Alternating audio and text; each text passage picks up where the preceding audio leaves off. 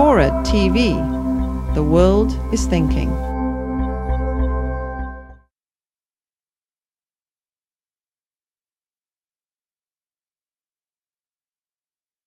And throughout this morning and this afternoon's discussions, there's been various references to both education, but also the importance of playing music, and a slight concern that that has been lost in the last sort of decade, over the last few years, with the rise of recorded music, and also just the lack of, perhaps, of education. Recently, the Music Manifesto, published by a number of music organisations and the government, has joined in a chorus to call for more music participation, particularly in the form of singing. So you would think this would be a very positive thing. What we want to do today is to interrogate participation, the point of it, the reasons for playing music, to what extent it makes us appreciate music better, or does it not, and what role education may have in that. I've got three panellists who I will now introduce. They'll each speak for about 5 minutes.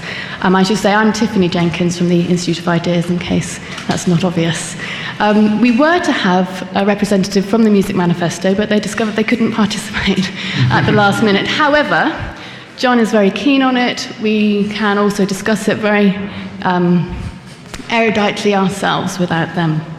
So, first to speak on my far right, we have John Street. He is Professor of Politics at the University of East Anglia and the author of Rebel Rock, The Politics of Popular Music. He's also an ESRC researcher, has worked on a project on the role of music and musicians in public action. Second to speak on my immediate right is Orlando Gough. He's a composer, and his works include We Turned on the Light, and he's the director of the Shout Choir. So there's obviously a little bit of singing going on in that. And then finally, on my immediate left is Neil Davenport, who's a writer and politics lecturer, and he's a music journalist who's written for publications such as Jockey Slut, Q, and Select. So, John, when you're ready, we'll begin. Oh, thank you, and Tiffany, and thank you for listening. I just want to say essentially three things. I teach politics. I'm not going to talk a huge amount about singing, but I want to talk about, as it were, what goes into the question of policy on singing, policy on music. And I want my 3 points are the first of my points is this, that for music to be made, you need a state. That states and music are intimately and necessarily linked. And whether you're talking about creativity or you're talking about commerce, I would argue you need states. Now, typically, that kind of idea offends. And people immediately think of, when they think of states and music, they think of the Taliban and the kind of blanket ban on music that they were responsible for, or they think of Stalin and the Soviet Union and the situations in which, Stalin famously tries to ban the saxophone as an attempt to block the spread of Western music in the Soviet Union. But it seems to me that crude, as it were, negative press that the state gets is misplaced, and that if we're thinking about how music gets made, how it gets made and heard, and how people learn to become makers and hearers of music, we could not do it without the state. We do it because the state is there as in its role as obviously providing conditions by which money can be made from music through copyright legislation, import tariffs, and other sorts of trade arrangements. We see it in the ways in which institutions are funded, schools, institutions like this, where people learn to become musicians, and where we as consumers or makers also acquire the skills of appreciation. Organisations like the BBC, too, it seems to me, are absolutely intrinsic to the ability for music to be made and appreciated. So for me, at least, there isn't a question, should, as it were, the state be involved in music? It is, and the question is only, what kind of state involvement, what kind of policy? In respect of education, it seems to me that we've been through several phases in Britain anyway, since post-war. We've seen a phase that was up until the 70s, in which music was supported in schools, but very much in terms of promoting what is typically called the classical tradition. That sort of promotion of the classical tradition tended to dominate music education, but not exclusively. With Mrs. Thatcher, of course, we saw, as it were, the benign neglect of teaching of music and the provision for music in schools and the kind of criticism that. And what we saw, I think, with New Labour is actually a kind of new zeal around music, which is part of what I'm, in a sense, advocating. I think what they did and how they've done it is of some considerable value. And I think, it is that thought that you need states who promote music. You need governments that promote music in order for it to be wholly effective, both commercially and creatively. My second point is that, the question then becomes, well, why? What are, as it were, the political reasons you might have for promoting music?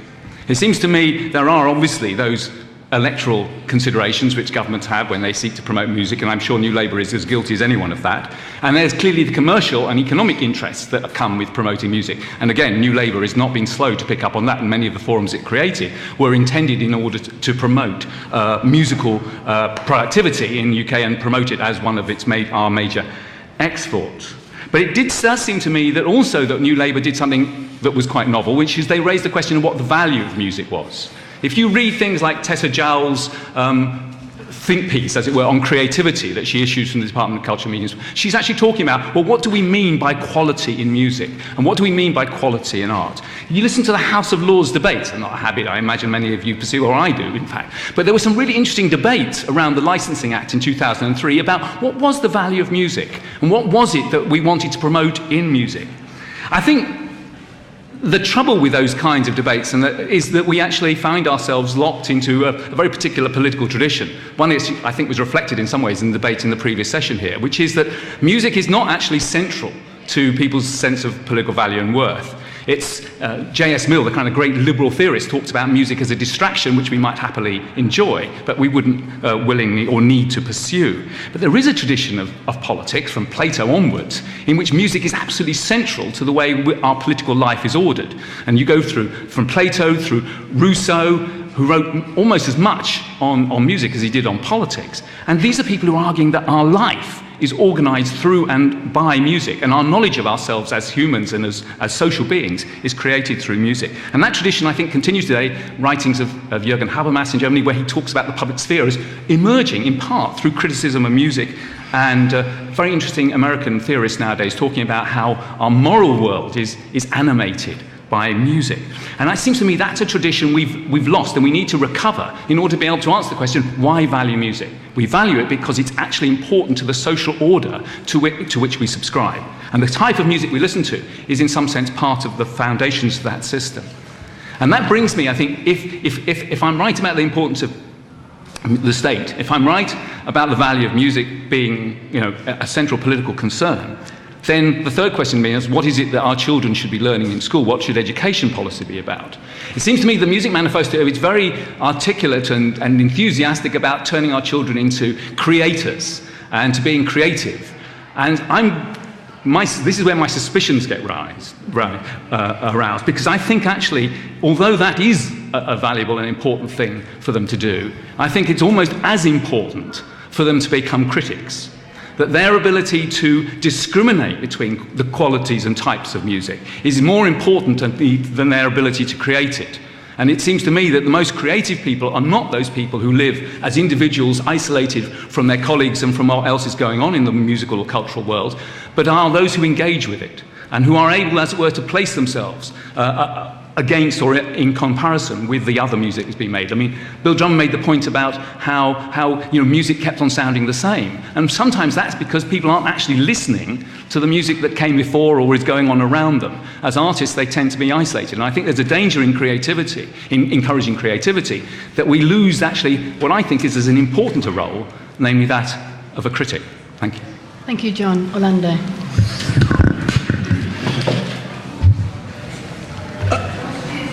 I'm a composer, and this is a subject which is of extreme interest to me, and I'm extremely muddled about it at the moment. So I have come here really to hear what other people have to say, but you have to listen to what I have to say first. I think it's extremely interesting what John said about becoming critics. The thing that interests me about the idea of creativity and making music and learning to sing is that it seems fairly clear to me that making music, not to be oversimplistic, is about a combination of technique and imagination. And it seems fairly axiomatic that if you're teaching music, then you should be addressing both of those two things. And in some way, that technique is a kind of rock on which you build music. Unfortunately, I think the technique for a lot of children learning music is also a rock on which you founder. My experience of learning music in the 60s and 70s, I learned the piano and the cello, and I was taught in a very conventional way. And I eventually gave up the cello at the age of 18. It was one of the best days of my life. And I think that the reason why I gave it up was because there was such an enormous gap between what I would like, the way I would like to have been playing and the way I was capable of playing, which became more and more frustrating. And so it wasn't in a sense, it wasn't the fault of the teaching for being over technical. It was probably my fault for not actually having paid enough attention to it. And I think that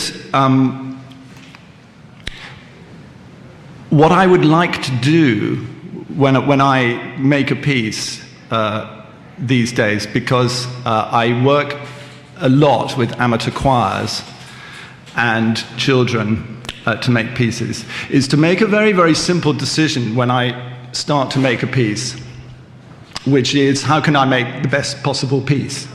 And if it involves large amounts of amateurs and large amounts of children, then that's great, so be it. If it doesn't, then I shouldn't work with amateurs and children. It's a very simple and, of course, essentially selfish decision, but it's the only way, I think, that I can decide how to proceed as a composer. Now, that whole idea has been slightly muddied recently by the Music Manifesto and the idea that music can be an instrument of social change in some way. I think also that what has contributed to my own problem is something about reality TV and the idea that in 2 weeks you can become proficient in anything you might like to do.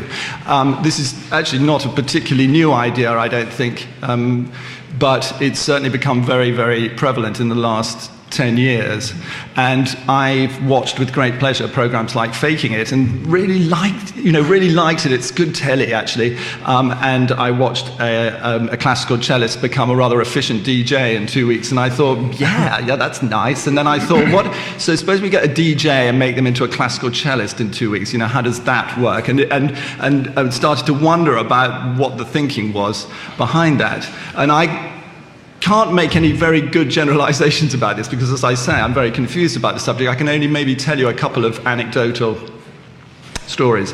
One is that I was commissioned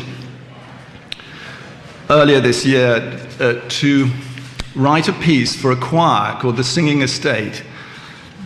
And The Singing Estate only existed because Channel 5 decided that they would like to do a reality TV program in which they constructed a choir on an estate in Oxford. An estate which they made the assumption was almost entirely working class. I think they were slightly wrong about that.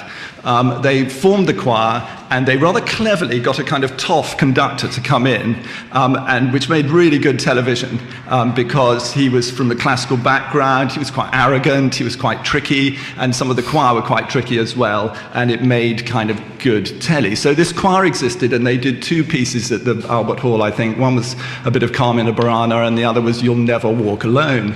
And they were protected in various quite clever ways. there was about 5,000 other singers singing at the same time, actually. So it all sounded great, actually, until afterwards you saw on the telly they sung their song a cappella in the bar afterwards, and it kind of wasn't so good. And about a few months later, what then happened was that the Arts Council put a whole lot of money into this, which, I was thinking, is this the right thing to do? And they obviously thought, God, we can't leave this choir high and dry, so we must carry on and keep putting money into it and see if we can make it into something. So that they appointed a professional conductor, and they rang me up and asked me to write a song for them. Now, it seemed to me, I said yes. And now, looking back, I can't think why I ever said yes. It was an extraordinary decision. It was like being asked, somebody saying to you, you can write a piece for the Berlin Philharmonic. It's going to be a piano concerto, but I have to tell you, unfortunately, the soloist is only on grade 2. And I said yes to the job, signed the contract, sat down to write the piece, and thought, what the hell am I going to do? It was a choir that had only just started. It was really a grade 2 choir, and they wouldn't have claimed to be anything else either. It wasn't as if they had notions above their station. They knew, who they were. And an orchestra, a professional orchestra, going to give a concert in the Sheldonian in Oxford. And I sat down and I just thought, you idiot. Well, what are you doing here? What's this all about? These people have just started. There's no cohesion. I went to a rehearsal of the choir on a cold November day. The choir, which had been something like 45 at the Albert Hall, had mysteriously halved in size as soon as the television cameras were turned off. And on a cold November evening, it had got really small, which just exposed the fact that there was no kind of blend or any of the things that you might be looking for in a choir. And I was really, really, really demoralized by it. And I went home and wrote a completely and utterly bloody-minded piece, which was far, far too difficult for them. And I was in a kind of rage. I was in a rage with them for not being better at what they were doing. I was in a terrible rage with myself for having said yes to this thing. And what happened was an extraordinary result, which was that the MD took this job on, smiled sweetly at me, and just got on with teaching them. And in the end, they went to the Sheldonian and gave really a very good performance of this song. I think being quite clever in the orchestration, so that they were very, very, very heavily supported by the orchestra. So I sort of mitigated my bloody-mindedness later on. And I had to admit that I felt that it hadn't been a complete waste of time by any means. There's many things about this job that really stink, I think. I've always thought that an amateur choir should be about somebody who's got a passion for doing something and makes a choir in order that it should happen, and a whole lot of people who gather together with that passion to make that thing happen. And that, for me, is what makes the most interesting amateur choirs. People like the London Bulgarian Choir and Maspinzelli, the London Georgian Choir, who've just got this absolute passion for doing some kind of music for some reason, or Velvet Fist, the wonderful socialist choir in London. And I've always thought that was a good idea, and it seemed to me that this choir was a nonsense. It was a complete ridiculous construct, and it was like a boy band, and I really objected to it. And then I wrote this piece, and it happened, and I thought, oh, actually, that was really quite worthwhile in some strange way. And that's enough of that. Thank you. Neil. Okay, I'm also on the audience beforehand that I do have a bit of a sore throat, so I won't be hitting the high notes in this session. Okay, well, about a month ago, BBC Two showed a programme on what happened to the kids who sang on Pink Floyd's Another Brick in the Wall. I mean, it was quite a fascinating programme in the way it dealt with very similar themes to the 7 Up documentaries that you had in the 60s and the 70s, going through the reflections and the real-life dramas of people who progressed from school into adulthood and into middle age in some cases.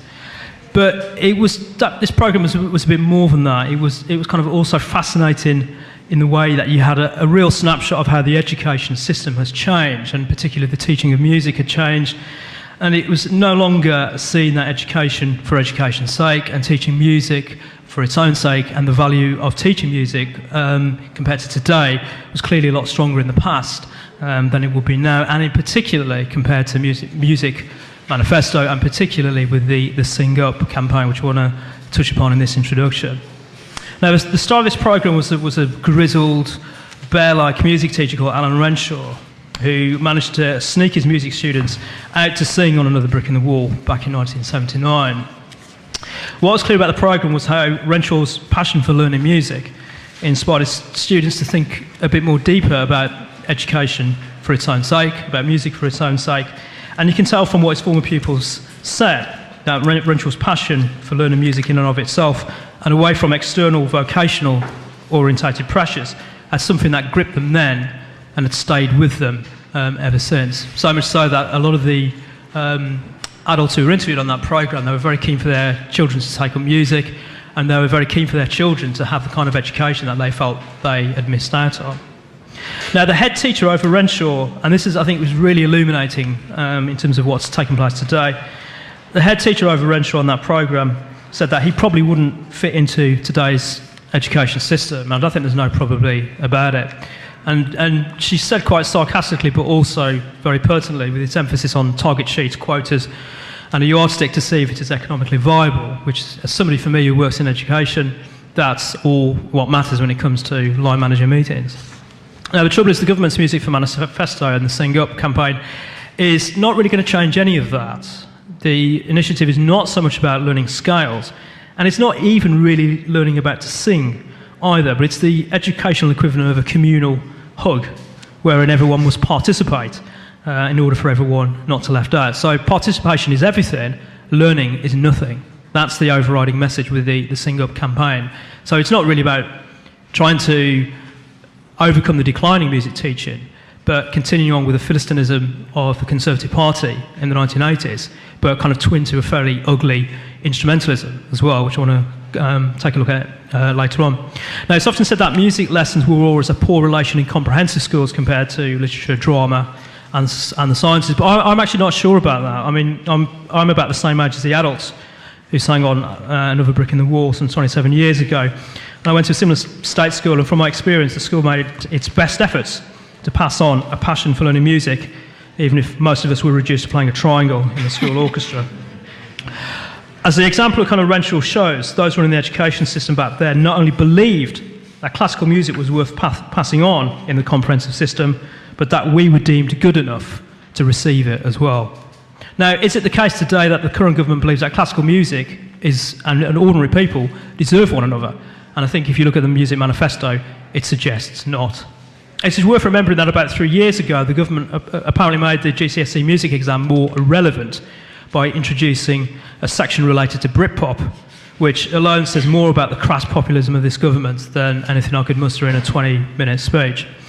Unfortunately, the Music Manifesto's Sing Up campaign is perhaps even worse, as it seems to take its cue from X Factor rather than high opera. Perhaps the government believes that memories of Darius Dinesh singing Hit Me Baby One More Time is the kind of shared experience the kids should be emulating. In reality, learning scales, learning an instrument, takes years of dedication and practice just to begin getting it right, as the last speaker frustratingly pointed out. Not for anything is classical music considered to be the highest art form, because it is the most demanding on those learning it, playing it, and also on those listening it. This is why in the present climate, music studies is as much as out on a limb within the current framework of education as physics or pure maths. Learning the piano or violin is no doubt seen as too difficult, too demanding, potentially damaging on an individual's self-esteem whenever they hit a duff note. Now, rather than investing more resources on proper music teaching, and it's worth pointing out the government's only chipping in 10 million, which would barely buy a set of new guitar strings in every comprehensive in the country. The Music Manifesto has all the kind of gravitas and high expectation of singing in a pub. Now, don't get me wrong, there is nothing wrong with kind of singing lessons, but this initiative has nothing to do with aspirations to be operatic, but it has a kind of lowest common denominator benchmark that congratulates children on the fact they've got a set of lungs.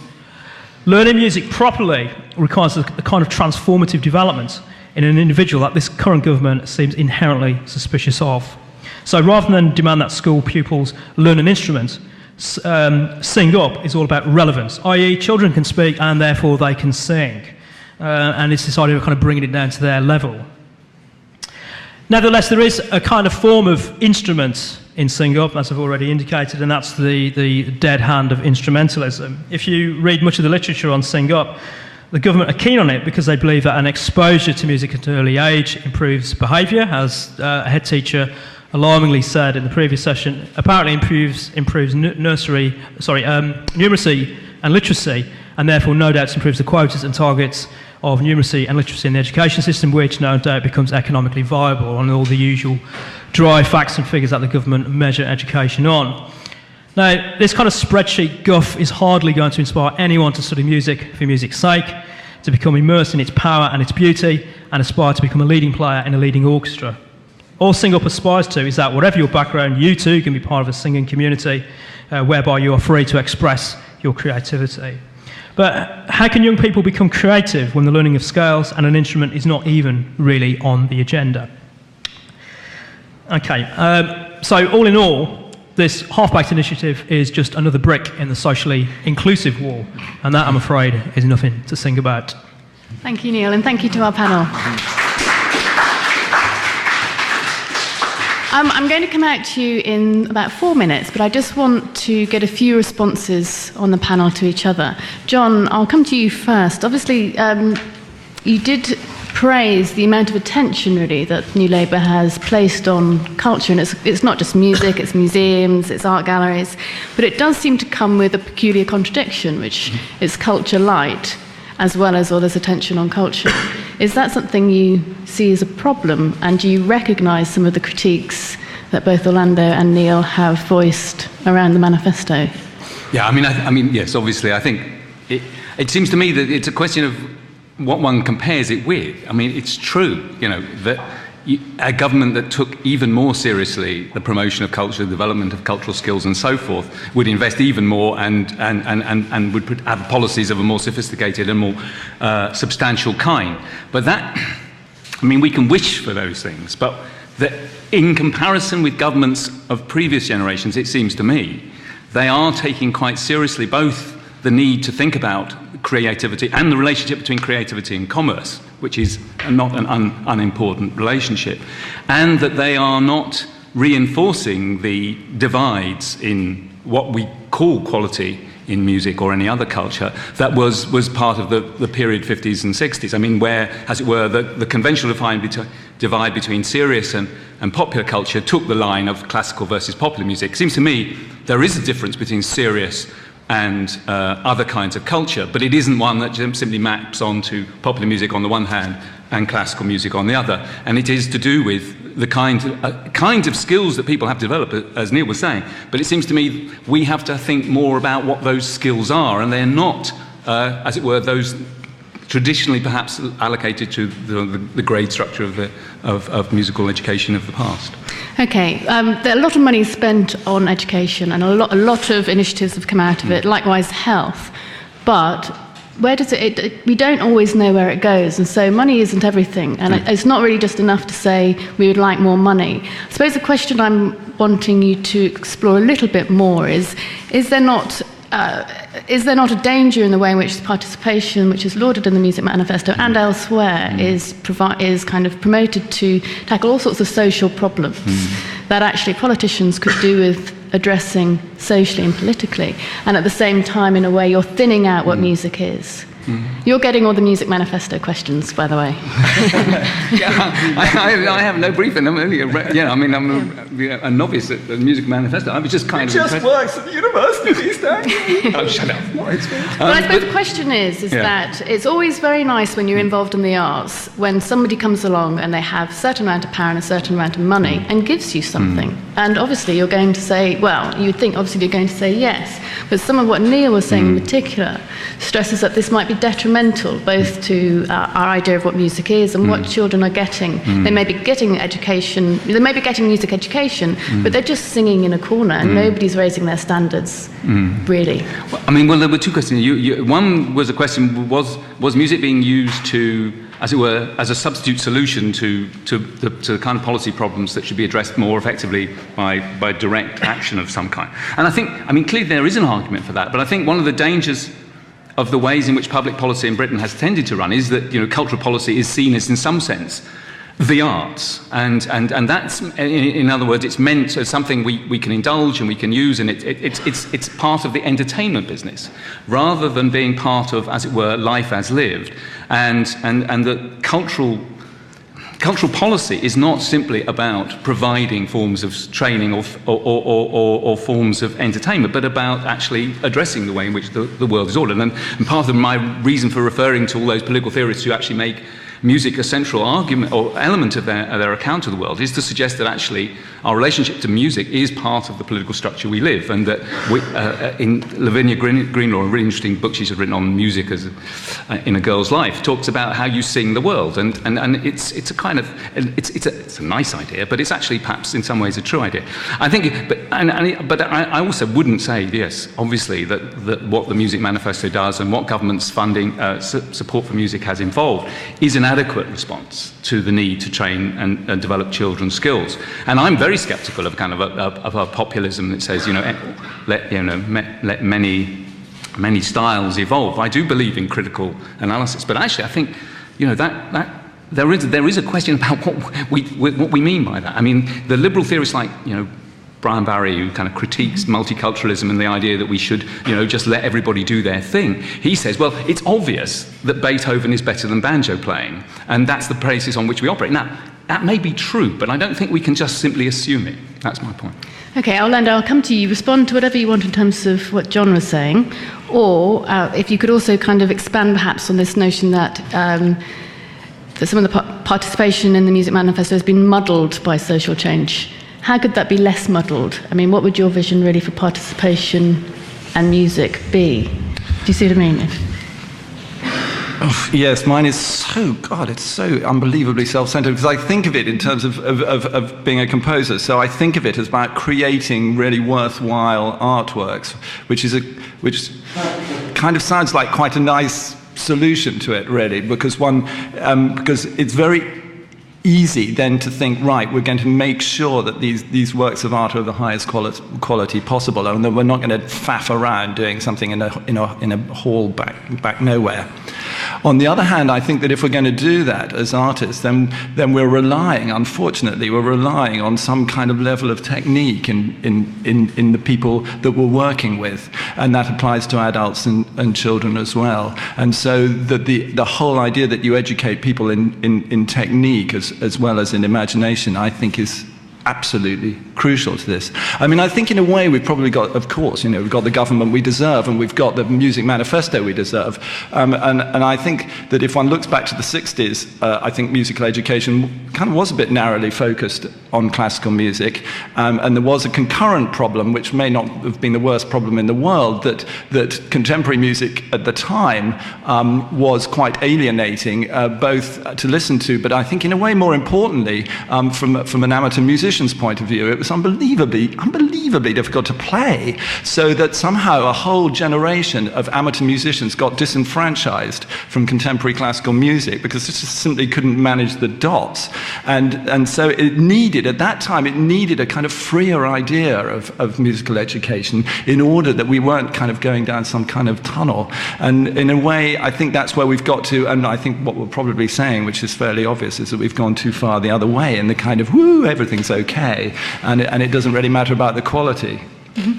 Neil, respond to whatever you want, but I'm quite interested in this. You don't actually hear the word amateur that often in certainly in cultural policy. Nobody ever refers to the notion of amateur, which is a fairly skilled, often self-educated, or certainly a certain amount of self-determination and training. And I just wonder how that kind of contrasts with this elevation of the word participation. We have participation everywhere, but no notion of the amateur. Well, actually, we're not even allowed to use the word amateur anymore because it's thought to be rude. The various people have invented various other words to use instead. I mean, which is absolutely unbelievably insane. Amateur simply means you love doing what you do, and you've put the work in. I think that implies. And there's such a kind of tiptoeing around this idea of being an amateur musician as if it was help. I'm absolutely mad. Neil, you're scribbling. Well, this is on this question of amateur amateur musicians. I think the reason why the word amateur has disappeared from vocabulary and the reason why it doesn't appear in policy is because, in actual fact, people don't play instruments as much as they used to. There was an article recently that looked at the death of the Cockney, and somebody made a very good point that said, well, you could have a mock-up old East End pub, and you can have a genuine old piano that would be in an East End pub, but the difference today is that nobody could play it. Whereas back 40, 50 years ago, you would have a generation of working class men who could actually play the piano. And so being an amateur wasn't really frowned upon. It was more of that working class people had an aspiration, a benchmark to set themselves in terms of learning an instrument. So amateur is not mentioned because a culture of autodidactism has actually disappeared. It's not just in music. You can argue that in literature, in aspects of literature has kind of eroded away in terms of poetry, novelists, things like that. There's been an eroding within aspects of literature as much as music, and it's a general process whereby, as the governments have over the last 10, 15 years, have given up on the idea of a benchmark, mainly because they fear it's too alienating, it doesn't really kind of connect with people. Once you lose that benchmark, once you lose that sense that certain aspects of culture have a value and are important and are almost untouchable, what is there for people to aspire to? I'll give you an example of that. I mean, in the 1970s, you'd think the last people who, even they were kind of aware of the importance of high culture, punk musicians, even they were kind of, at some stage were thinking, well, we want to show that we're actually serious musicians. And I'll give you an example. I remember it's quite a famous incident when John Lydon was interviewed on Capital Radio. He didn't want to prove that he was a Philistine. He wanted to prove that he knew about John Cage, Philip Glass, classical composers, the more arcane corners of popular music. And he did that to show that he was, in actual fact, an aesthete. And he took his music very seriously. And the reason why he did that was because classical music and high art was absolutely untouchable. And it gives you a degree of insight into the Philistinism and almost the nihilism of this government. We all associate punk rock with absolute nihilism, but this government are worse because they've chipped away the very foundations that people would look up to. So this is why you don't have people playing guitars in pubs. You don't hear, people playing accordions. You don't hear the sing along around an old piano. All right, you can say you have the jukebox and things like that, but it's more than that. It's people don't play instruments anymore, and that's why the word amateur has disappeared. And people don't play instruments because they probably think they would need therapy for 6 months if they tried to, learn the guitar or the piano.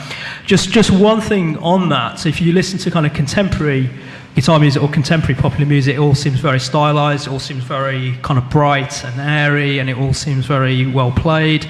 I interviewed a music producer a year ago, Tony Hoffer from Metro, and he was saying that the difference now compared to 10 or 15 years ago is that the producer, who's often a classically trained musician, has to do more of the legwork in terms of the scales, in terms of knocking their very rough, very unmusical ideas into some kind of shape, and more often than not phoning up session musicians to get them in and to actually play the music for them. So even though contemporary music actually sounds very kind of bright, very robust, very well played, in actual fact, the role of the producers is even more important because there is no longer a culture whereby young people pick up an instrument and aspire to learn it properly. So that's why the word amateur is no longer in the vocabulary. Okay, I love when you answer my question. I'm going to go out to the audience. There's a gentleman there, and then we'll take you afterwards. My name is Richard Morris. I'm the Chief Executive of the Associated Board of the Royal Schools of Music, and I've been involved with the Music Manifesto since its start. So I may be able just to help a little bit with your gap. And please excuse me, therefore, if I talk a little bit longer than perhaps I normally would. I'm afraid that Neil is right in very many ways. One has to just look a tiny bit of history, that David Blunkett, who was then Minister for Education in the year 2000, made a promise that over time every child would be given the opportunity to learn to play a musical instrument. And this was as a result of a great deal of lobbying by a number of us and other organisations at that time in the late 1990s, when music education was in a very terrible state because of the Thatcher impact, and in fact it hadn't been put right. I think Blunkett made that pledge without realising the consequences, as just how costly that would be, and how much is involved in learning to play a musical instrument, as all of your panelists have absolutely rightly said. And he frankly simply did not honour that commitment, and there was little significant additional money put into music education. When Miliband took over as Minister of State at Schools, he devised with Estelle Morris the concept of the Music Manifesto. And really, one has to say, if one's being a bit cynical, that it was a spreading of the responsibility which the government had taken on itself, as if it had been the responsibility of the entire music education community.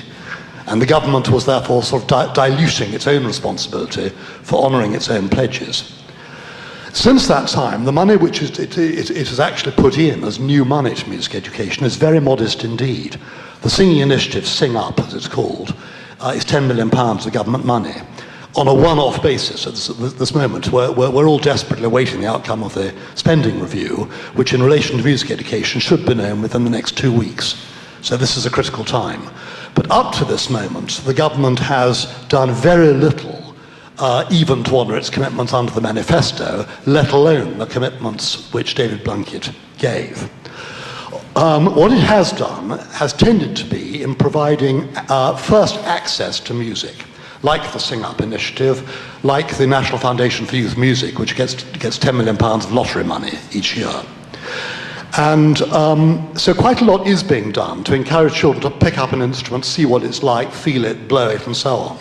As all of your panelists, I think, completely rightly have said, this just is nothing to do with long-term learning to play musical instruments.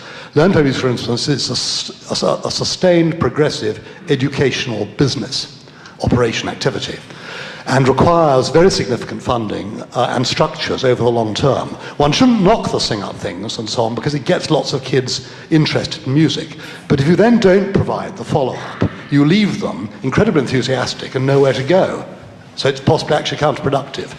If the government were to build onto all these access initiatives proper structures and funding, so that those who had the aptitude or the wish to do it could take their studies forward on a progressive, sustained basis, it would be extremely worthwhile. But that's, of course, where the cost comes in, and that's because that's where instruments come in. I mean, voices don't cost anything. That's where all the instrumental costs come in, and a vast range of instruments, enormously costly. All of the teaching of all of these instrumental teachers to get them up to speed to be able to do that, enormously costly. And it's no longer for 100% of the population, because the reality is that one moves down, there's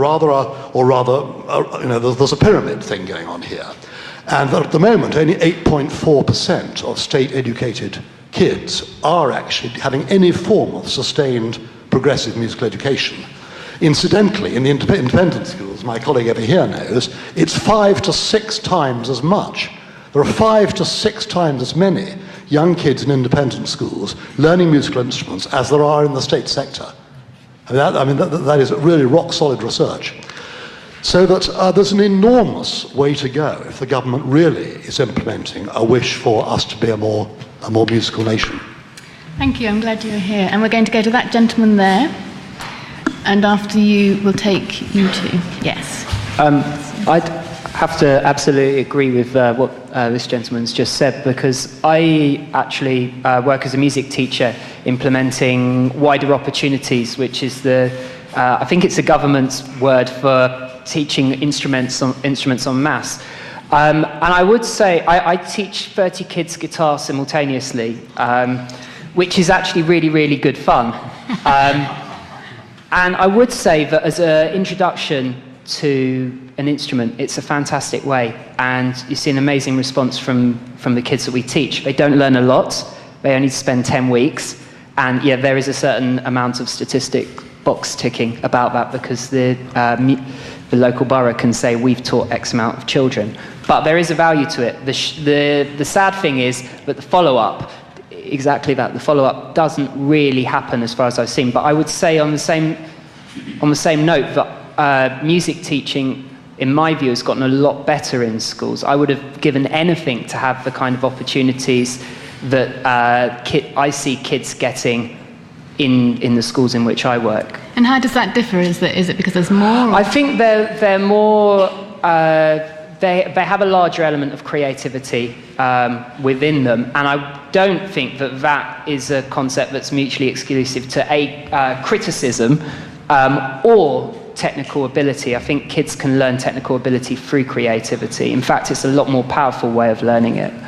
And it's just, there is a certain value in allowing every child to achieve a certain target. There is a social value to music education. Music is a social entity in the first place. So to have this notion that somehow we should purify it of that, it seems nonsensical to me. Okay, and there's a lady down here. There's two, so go for whichever one grabs the mic first. There you go, and then the woman behind you. Sorry, as a non-musical person, but as a parent and a teacher of English, I've got to really disagree with what the other past two speakers have said. I think it's true, if you go to a class of young children or teenagers, or my 6-year-old, and you say, do you like music? Yeah, I want to be a rock star. And, you know, the air guitar goes up, and they'll be very keen on pursuing what they think of as music in that instant fame thing. But I think it's this idea that these access initiatives, as I think you were talking about, are a first step towards something else. And I think this is my real problem, is that I don't think they are a first step towards something else, because the something else isn't there. The something else is the difficult bit. The something else is the hard slog, the abstraction, the learning a subject that is incredibly abstract and that offers no instant gratification, and that you will only pursue if you're actually inspired by somebody who knows more than you and isn't afraid to tell you that they know more than you, and can help you to make your way, whether you finish at the age of 18 or 16 or 12. If you've had a good grounding, I would say that is invaluable.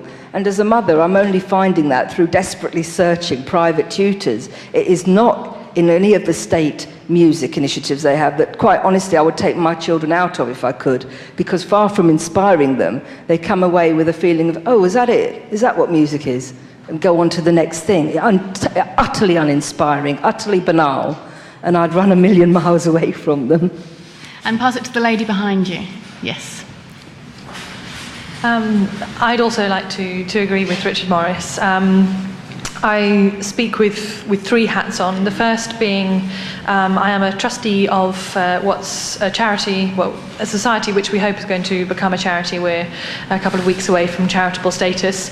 It's a music society, and with a very strong educational bias, and we've just financed the purchase of 10 quarter-size violins for the local school.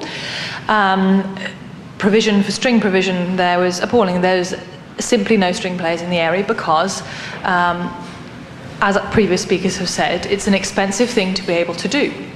The second cap with which I speak is that I work for the Royal College of Music Junior Department.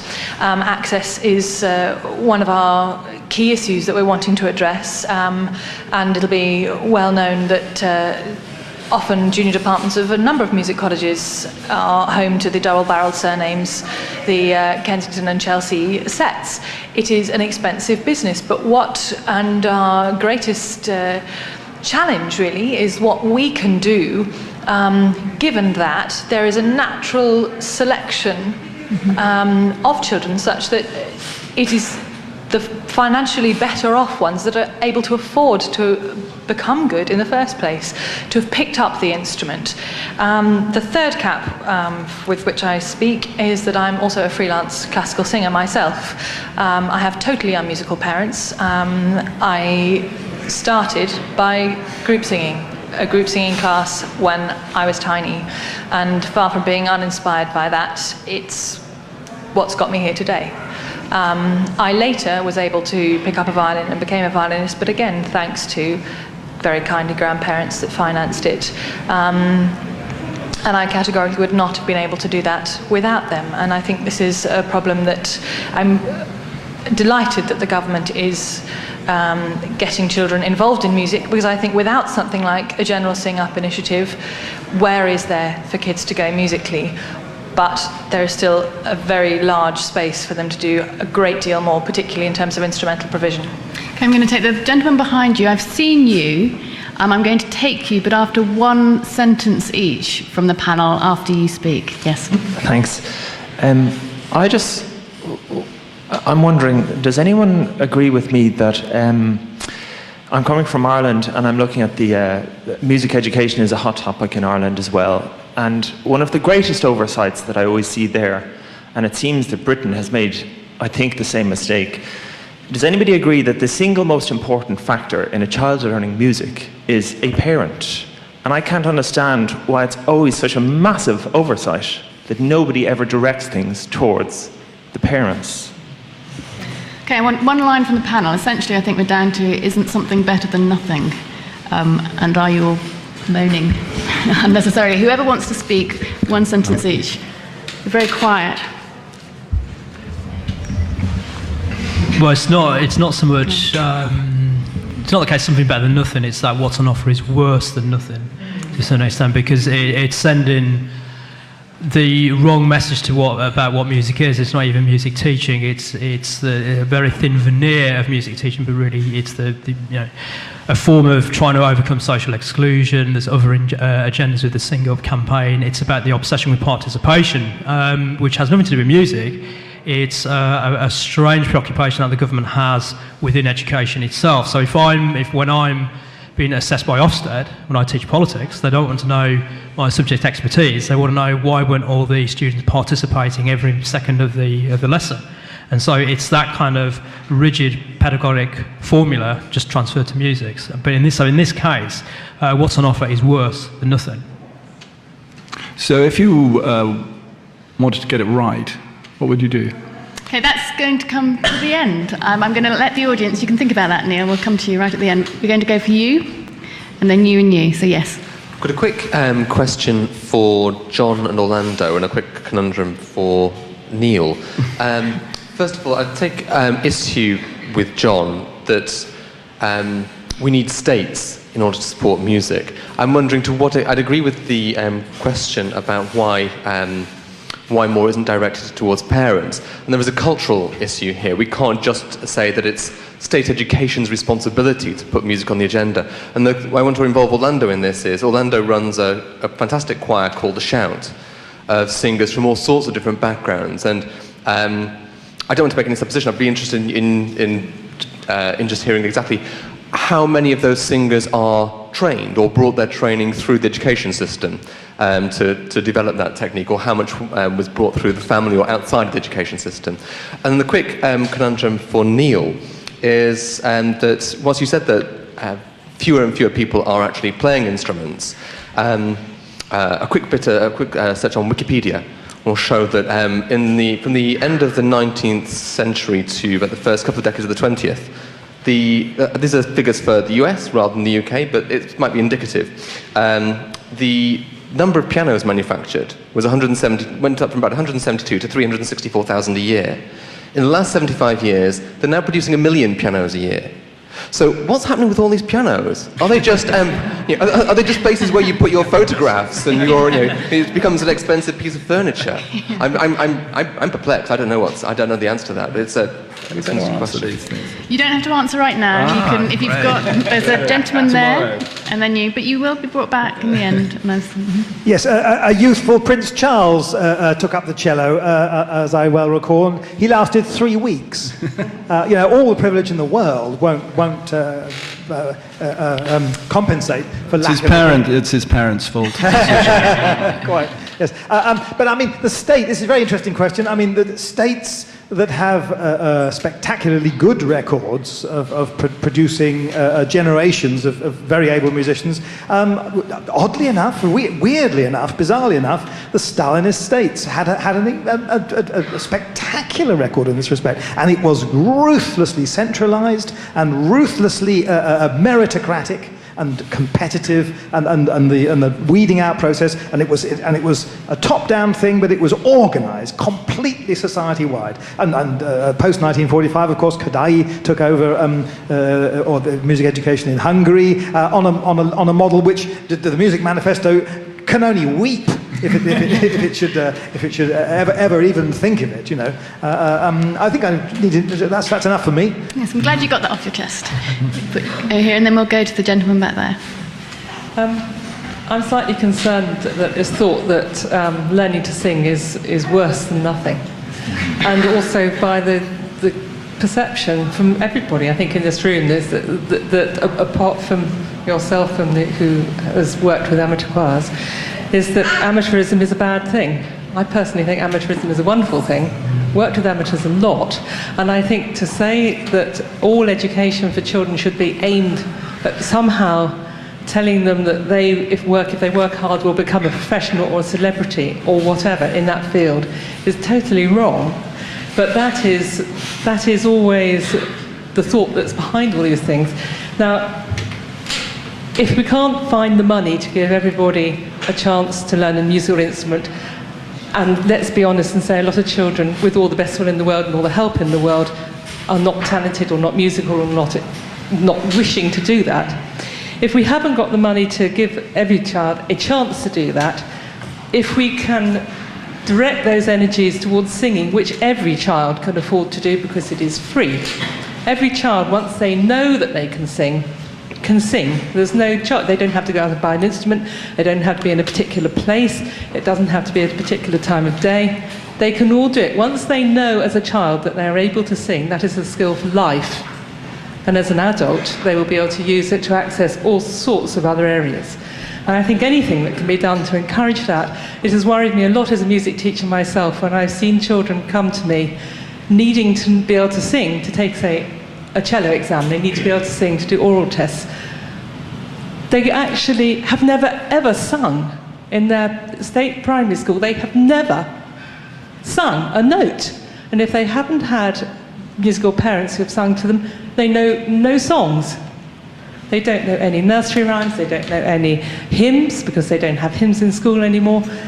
They have had absolutely no experience of opening their mouths other than to speak. And I think that is such a negation of everything that everybody ought to be able to sing, for heaven's sake. It's a wonderful experience singing. It's very good for you physically, it's very good for you emotionally, mentally, socially. And anything that we can do to encourage it can only be a good thing. Hurrah! Okay, we're going to go to that gentleman. I've got two over here, and then one back there. Yes. Okay. I'm a bit kind of confused by this discussion, particularly on the kind of role of the state and all this, because I think it is all very well to kind of bash the government, but the implication is that the government is kind of in some way responsible for the problem and the solution, and it's kind of smacks of a bit of kind of Maoist cultural engineering to expect. I mean, I think the government policy reflects what's happening in culture, but the decline of autodidacticism, which Neil talked about, it's self-education. It's not.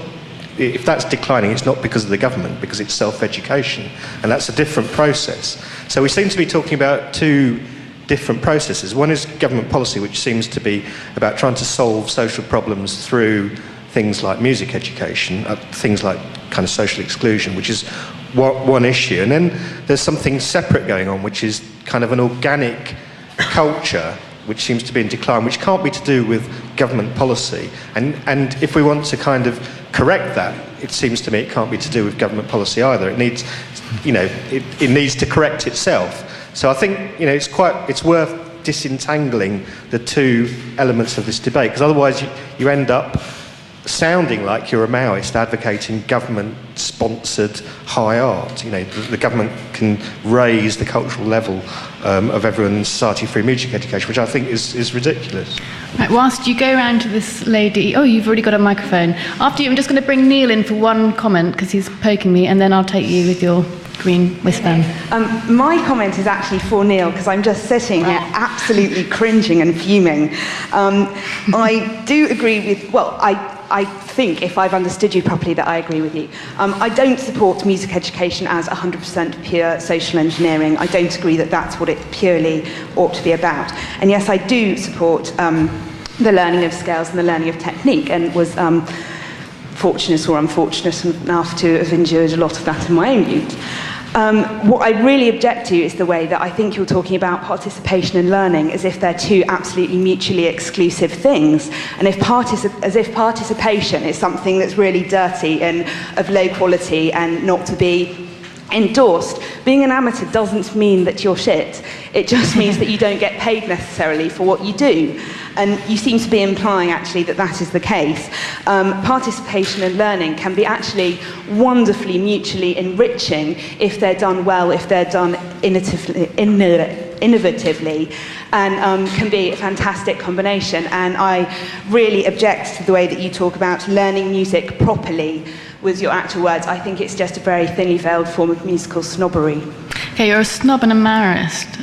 Do you want to respond to that? Nothing wrong with musical snobbery. I agree with what the speaker was saying over there. I'm going to kind of apologise if it's come across as a bit clunky by, suggesting that the government is conspiratorially manufacturing a decline in autodidactism and classical music. It's not that. I think the speaker in the corner is right when he's indicating it's a very kind of organic process that's evolved over a long period of time in society, which the government has picked up on, and that will find expression in policy. But nevertheless, if we had to kind of pinpoint where the rot was setting in, you could say by the early 1990s, where there was a kind of form of self-abasement taking place at the higher end of society, which would inevitably kind of filter down.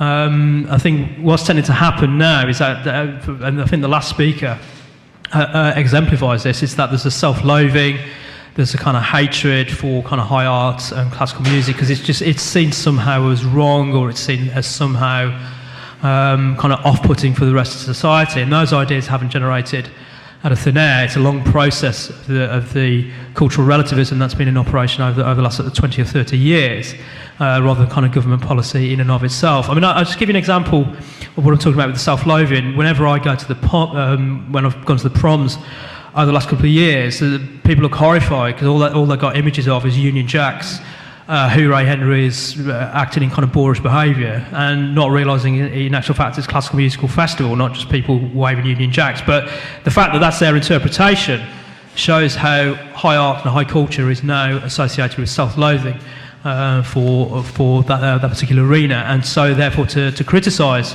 classical music is seen as quite radical, and it's seen as a way of trying to shrug off the old bastions of elitism. But there's nothing wrong with elitism, because elitism actually means excellence rather than kind of exclusion. I just want to come back to some of the comments that was made at the front. I think you should go on a school bus or a bus at about 4:15 in London, and you'll hear schoolgirls sing. It's not the case that schoolgirls don't sing anymore. But also, trying to get people to sing and making children feel proud that they can sing is like congratulating somebody for breathing, or like congratulating somebody for the fact they can walk, and therefore you can walk, therefore you can be a marathon runner.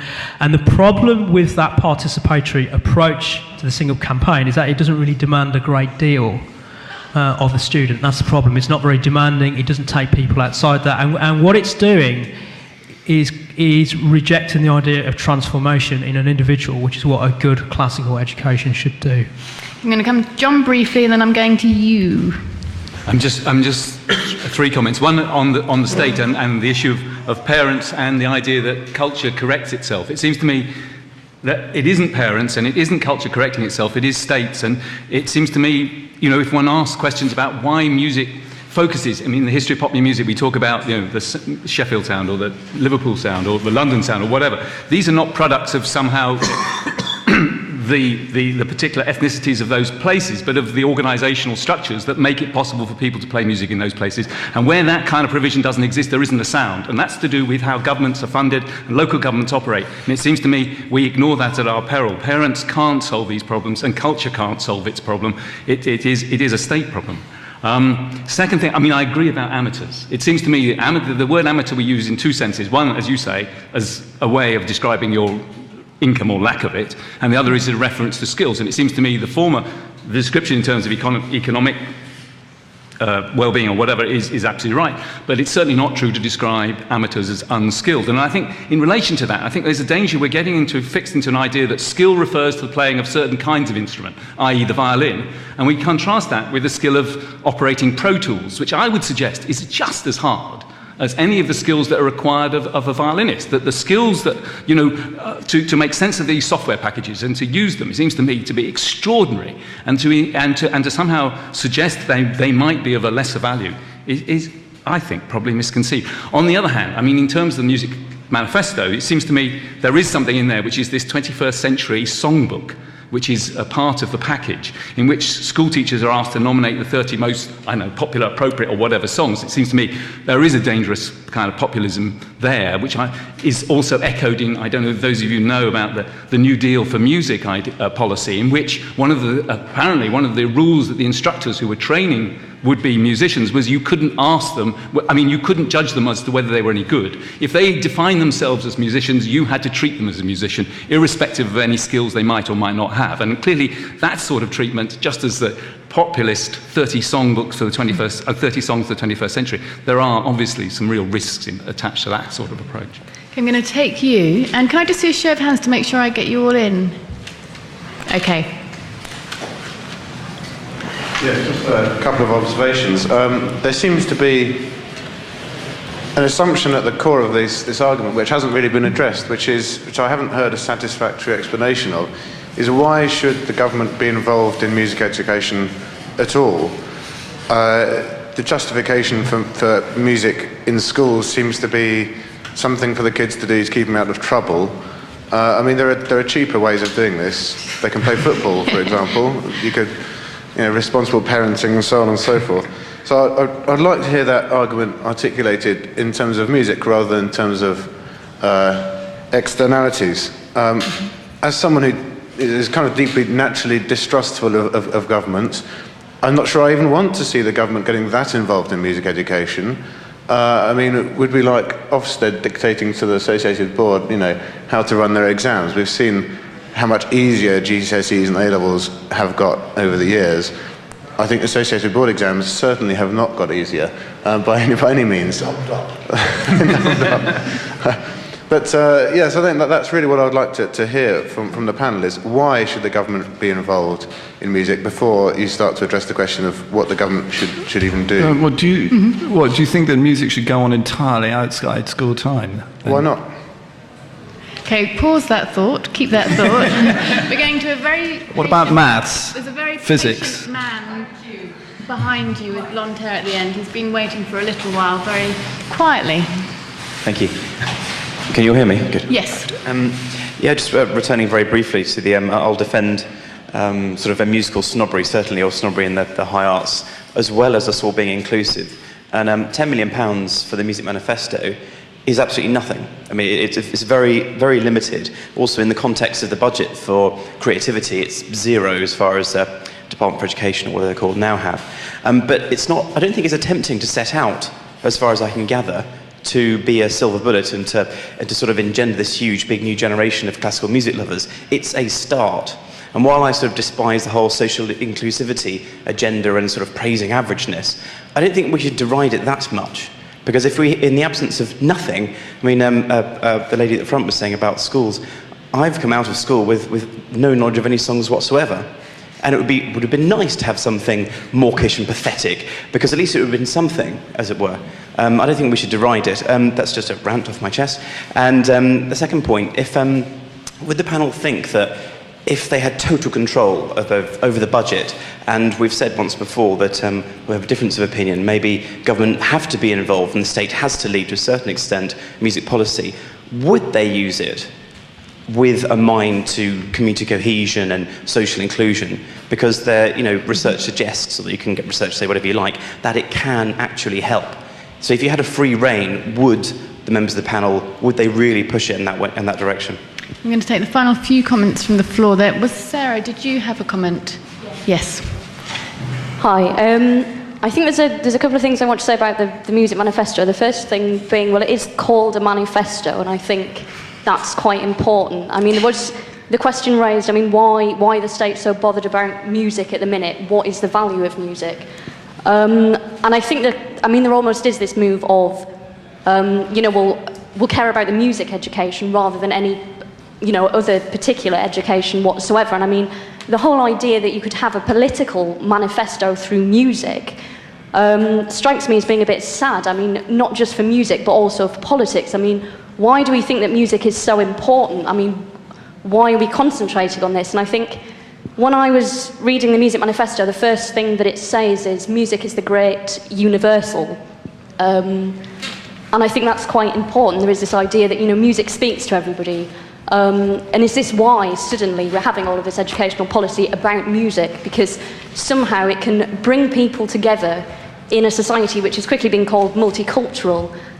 Is it supposed to be providing some complete cohesion, which is, a broader social issue rather than, do you want to teach kids guitar? Which, there's nothing wrong with that. And, sorry, just a quick second point was about the notion of participation.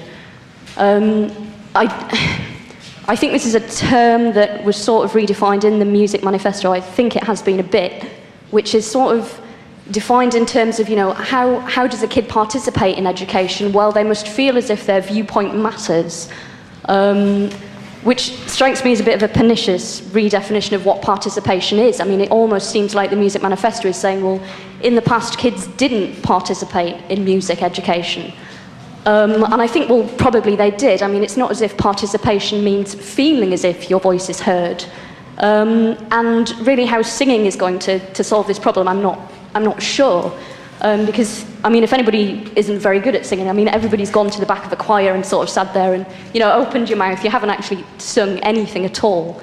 So I don't really see how singing, as the Music Manifesto kind of premises, is really going to have any sort of participatory benefit whatsoever. Okay, and I've got you, am I correct? You, I'm pointing at you, you're rejecting it now. Okay, I'm going to take you with the hat. And then I'm going to come back to the panel, because we're running out of time. Panel in the order they spoke, yes. It's just a thought on singing is as easy as breathing, and we shouldn't be congratulated for it. I'd like to hear the panel members sing a song for us now that is as easy as breathing.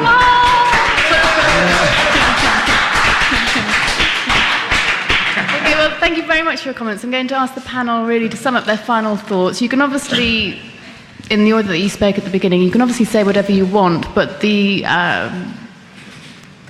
question on the table is, what would you do that you might want to consider when you're finishing your final remarks? So John, Orlando and Neil, in that order. When you're ready. Everything, sum it all up. Sum it all up. Well, no, if you don't, if you're quite happy, if you want more money, just answer what people were saying and then have some sort of sense of the future.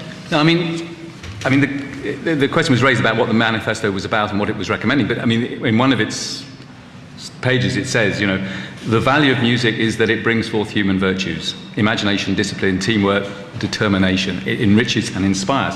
And it seems to me that the reason states should take responsibility for music and be involved in it and seek to develop its policies within education is precisely because it's such an important thing.